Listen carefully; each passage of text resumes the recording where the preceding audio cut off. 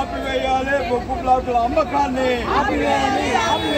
ఆపివేయాలి బొగ్గు బావుల అమ్మకాన్ని, కేటాయించాలి బొగ్గు బావుల సింగరేణికి. మోడీ సర్కార్,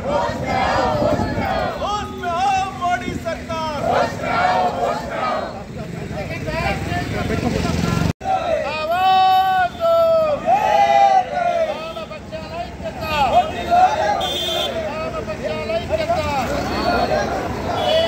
రోజు దేశాన్ని కాపాడవలసినటువంటి వాళ్ళే దొంగకి తాళం చేపిస్తే ఆ దొంగ ఎంత భద్రతగా కాపాడతాడో ఈ దేశంలో మూడోసారి అధికారంలోకి వచ్చిన మోడీ గారు దొంగల కంటే అన్యాయంగా, బందిపోటు దొంగల కంటే అన్యాయంగా, బందిపోటు దొంగల లాంటి కార్పొరేట్ అధిపతులతో కుమ్మక్కై దేశ సంపదను ఇవాళ అమ్మేస్తూ ఉన్నారు.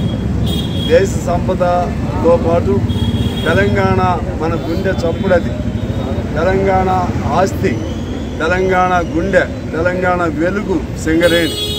సింగరేణి అంత పెద్ద సంస్థ తెలంగాణ రాష్ట్రంలో కానీ లేకపోతే దక్షిణ రాష్ట్రాల్లో కూడా ఏ ప్రభుత్వానికి లేనంత గొప్ప సంస్థ.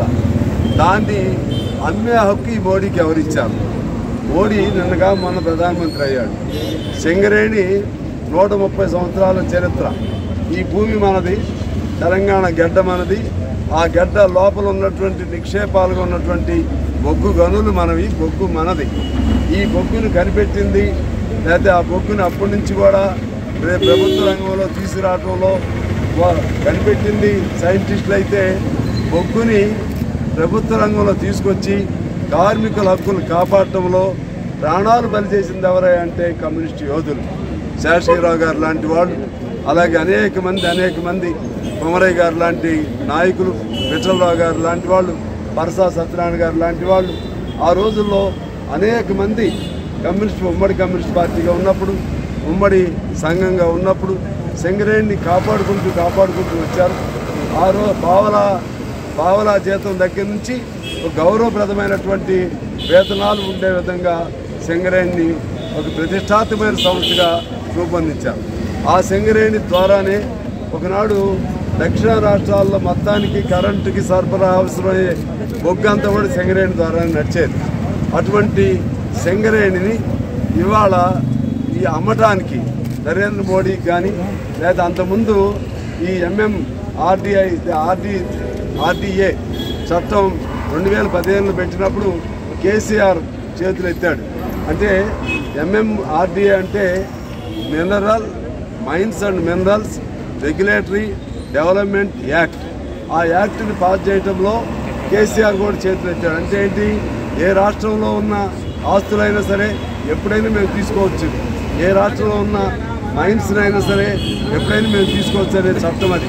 ఆ భయంకరమైన చట్టం చేయటంలో వీళ్ళిద్దరూ చేతులు కలిపారు. ఇప్పుడు గుండెలు బాదుకుంటూ యాక్షన్ చేస్తున్నాడు కేసీఆర్.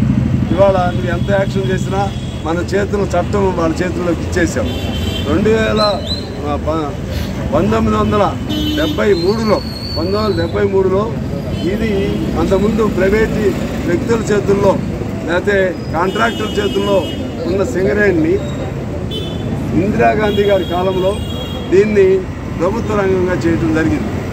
దాని వెనక పోరాటం ఏఐటీసీ లేకపోతే సిఐటియు లేకపోతే ఇతర విప్లవ సంఘాలు అందరూ ఎంతో గొప్ప పోరాటాలు చేస్తే ప్రభుత్వీకరణ చేయడం జరిగింది.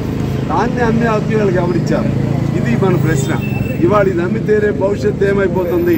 ఇప్పటికే దీనిపైన ఒకప్పుడు 130,000 మంది కార్మికులు ఉన్న సంస్థ ఇది. 130,000ది ఇవాళ 42,000 మందికి దిగిపోయింది. ఇంకా దాన్ని 20,000 చేయాలనేటువంటి కుట్ర ఉంది ఇది ఉన్న వాటిని. దాంతోపాటు ఇంకా 10-12 ఏళ్లలో ఈ బావులన్నీ అయిపోతాయి. వారు ఏం చెప్తున్నారు? నరేంద్ర మోడీ చెప్పినా, కిషన్ రెడ్డి చెప్పినా, కిషన్ రెడ్డి అంటే మన తెలంగాణ బిడ్డ, సాత్వికంగా ఉంటాడు, మంచి వ్యక్తి అనే భావన ఉంది. వ్యక్తిత్వం మంచిది కావచ్చు, కానీ నరేంద్ర మోడీ నోట్లో ఏ మాటలు వస్తే ఆ మాటలు అని చెప్తున్నాడు. నరేంద్ర మోడీ ఎన్ని అబద్ధాలు చెప్పాడో అన్ని అబద్ధాలు కిషన్ రెడ్డి చెప్తున్నాడు. నరేంద్ర మోడీ ఏమన్నాడు మన పాటకి ముందు ఆయన చెప్పిన మాట, కిషన్ రెడ్డి పాట ముందు రోజు పాట జరిగే రోజు చెప్పిన మాట ఏంటి? మేము ప్రైవేటీకరణ చేయట్లేదు, మాకేం హక్కు ఉంది, మీకు 51% ఉంది రాష్ట్రానికి. జనం కూడా కన్ఫ్యూజ్ అయ్యారు, నిజమే వీళ్ళేం ప్రైవేటీకరణ చేయట్లేదేమో. దాని అర్థం ఏంటంటే ఉన్న వాటిని ప్రైవేటీకరణ చేయం, కానీ కొత్తవి ఏది వచ్చినా సరే ప్రైవేట్ వాళ్ళకి ఇస్తాం. అది వాళ్ళు చెప్పేది. ఉన్న వాటిని ప్రైవేటీకరణ కూడా ఇప్పుడు ఏమి లేదు, లోపలంతా డొల్లే, లోపలంతా ప్రైవేటు కార్మికులే, బొగ్గు కూడా వాళ్ళే చేస్తూ ఉన్నారు. ఇటువంటి భయానకమైన పరిస్థితి మనం తెలంగాణ సాధించుకున్నాక, తెలంగాణ పోరాటమే అన్నాడు మనం చేసింది. నీళ్లు, నిధులు, నియామకాలు ఇటువంటి అన్నీ కూడా లాగి పారేస్తూ ఉంటే ఇవాళ మనం విశ్రమించడానికి వీల్లేదు. మరిన్ని సమరశీల పోరాటాలు చేయాల్సిన బాధ్యత మన పైన ఉంది. అందులో ఏఐటీసీగా మొన్న గుర్తింపు సంఘంగా గెలిచిన తర్వాత నేను ఐఐటీసీ వాళ్ళని కూడా కోరుతున్నా, కాంగ్రెస్ వాళ్ళని కూడా కోరుతున్నాను. కాంగ్రెస్ వాళ్ళకి వాస్తవంగా ప్రభుత్వంగా గత్యంతరం లేని పరిస్థితులు కల్పించారు. నువ్వు పాడుకుంటే నీకు వస్తుంది, పాడుకోకపోతే ప్రైవేట్ వాళ్ళకి పోయింది అనే పద్ధతుల్లో ఈ పాటలో కాంట్రిబ్యూట్ కండిషన్ తీసుకొచ్చి తప్పనిసరిగా పాల్గొనే విధంగా చేయడం జరుగుతుంది. నేను కాంగ్రెస్ని కూడా అడుగుతున్నాను, అవసరమైతే మీరు పాల్గొకుండా మనందరం కలుద్దాం. వాడు ఎవడొచ్చి ఇక్కడ మైన్ తీస్తాడో చూద్దాం, ఎవడొచ్చి ఏ కార్పొరేట్ వాడు వచ్చి మైన్ తీస్తాడో చూద్దాం. ఆ లైన్ తీసుకోవాలి తప్పితే, ధైర్యంగా పోరాడాలి తప్పితే ఈ గత్యంతరం లేదు, ఈ మైన్స్ రావు, పాట పాడేస్తే ఎవడుకోపోతాయి. వస్తాడా? ఎక్కడికి వస్తాడా? అదానీ వస్తాడా? అంబానీ వస్తాడా? ఎవడొస్తాడు?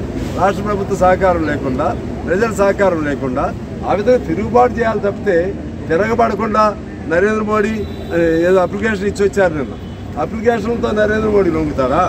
అప్లికేషన్తో నరేంద్ర మోడీ లొంగే అంత మంచి రాజకీయ నాయకుడా? చూస్తున్నారు కదా, మింగి పారేస్తాడు. అందువలన ఇవాళ సంతోషం ఏంటంటే, మేము యాక్చువల్గా ఏఐటీసీగా అనుకున్నాం, కానీ పెద్ద మనసుతో వామపక్ష పార్టీలు అందరూ కలిసి చేద్దామనే ఆలోచన ముందు పెట్టారు. మంచి చేద్దామన్నాం. ఇవాళ అన్ని చోట్ల కూడా ముఖ్యంగా కోల్ బెల్ట్ ఉన్నటువంటి అన్ని ప్రాంతాల్లో కలెక్టరేట్ కుట్రలు జరుగుతున్నాయి.